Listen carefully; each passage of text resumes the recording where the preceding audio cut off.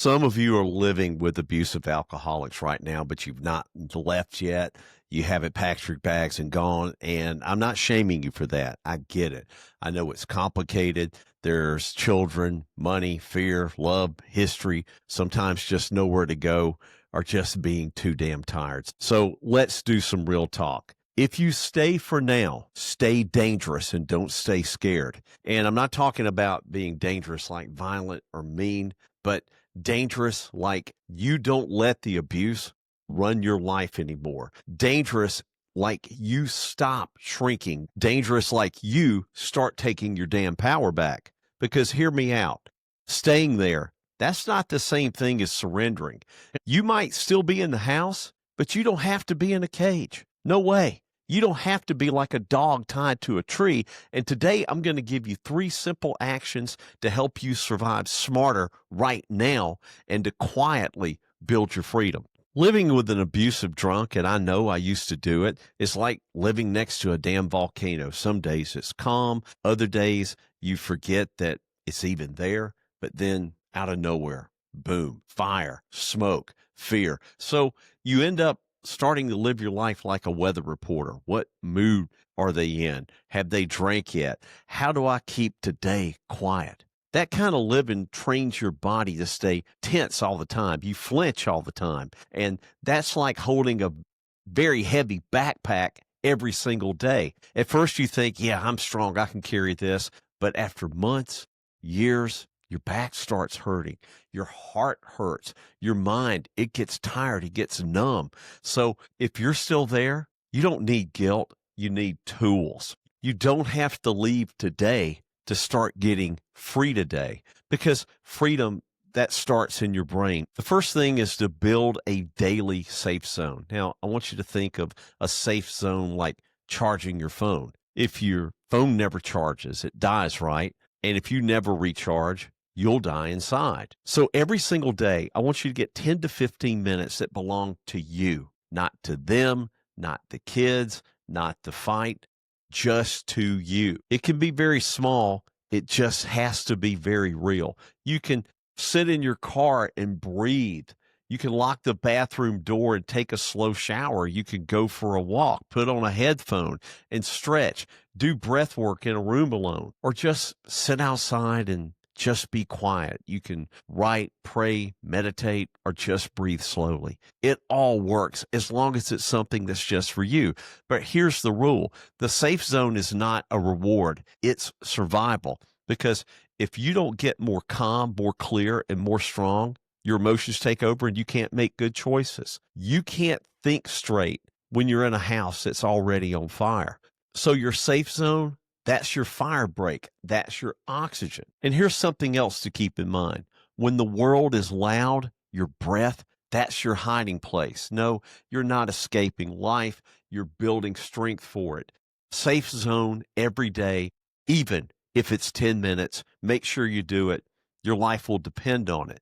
And let me tell you why this is so important. Abuse makes you feel like you don't belong to yourself, like your body is theirs to stress, to scaring and fear and control. A safe zone says, no, I still belong to me. That small daily practice will keep you from disappearing. The second thing I want you to do is detach yourself from drunk logic. Drunk logic is like arguing with a television. The picture is messed up, the sound is weird, and no matter how many times you yell, it doesn't fix itself. So when the drunk version of them shows up, you stop trying to make sense of the nonsense. You stop arguing.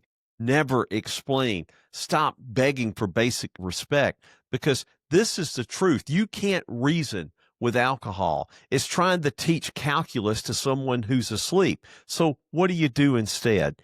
You use short phrases in your head out loud like armor. You can say to yourself, this is not my reality. I don't argue with drunk people. I won't defend myself to a liar, or tell them, we'll talk when you're sober. We're not doing this. Just say one line and then stop, because every extra word you give them is just like tossing wood into a fire, because a drunk argument doesn't have a winner. It only has damage. Look, detaching, that doesn't mean that you don't care. Detaching means that you're refusing to drown in their chaos, to drown in their shit show. Think of it like this. If someone is in quicksand and they try to pull you in, you don't jump in just to prove love. You step back so you don't sink too. That is detachment. You can care without carrying their chaos. Now, your guilt is going to be talking here. Guilt will say, but if I don't explain, they won't understand. If I don't talk, I'm being cold. And my favorite is, what if he changes tomorrow?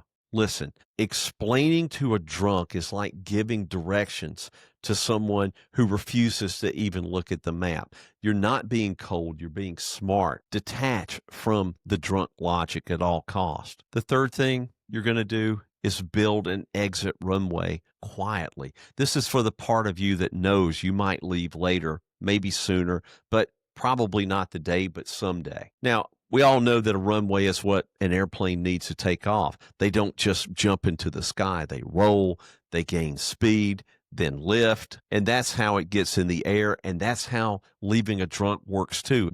It's not always one big explosion. Most of the time it isn't. Sometimes it's a very quiet build. So what does that runway look like for you? It looks like saving money that they can't find or touch, keeping important papers together, knowing where you'd go if you had to just leave, getting a job or updating your resume, and importantly, building support from groups of people, family members and friends, not necessarily people that are going to talk and gossip back to them.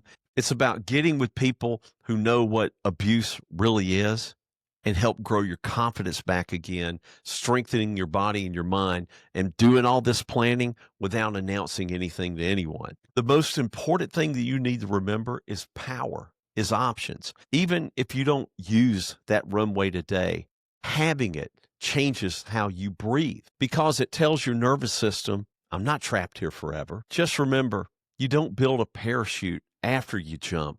You build it now, quietly, brick by brick. This doesn't mean that you're plotting evil. It means that you are protecting your future, because if you don't do it, who will? So when I say stay dangerous, I mean this: dangerous to the abuse, dangerous to the lies, dangerous to the control and the cycle, not by fighting or screaming or even losing your soul, but not shrinking anymore. Here's something that I want you to remember. If I'm still here, I'm still building. I'm not waiting, I'm building. And that's how the runway is built. Okay, let's lock this in. If you stay for now, just make sure you stay dangerous. Build that daily safe zone, because you can't pour anything out of an empty cup. Charge your body, charge your soul at least 10 minutes a day. Detach from the drunk logic.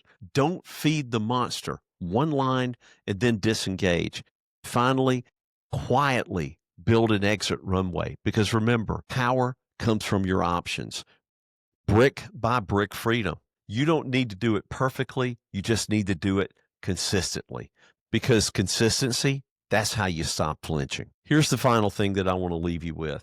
You're not weak because you're not gone yet. You know, you're human, just like we all are.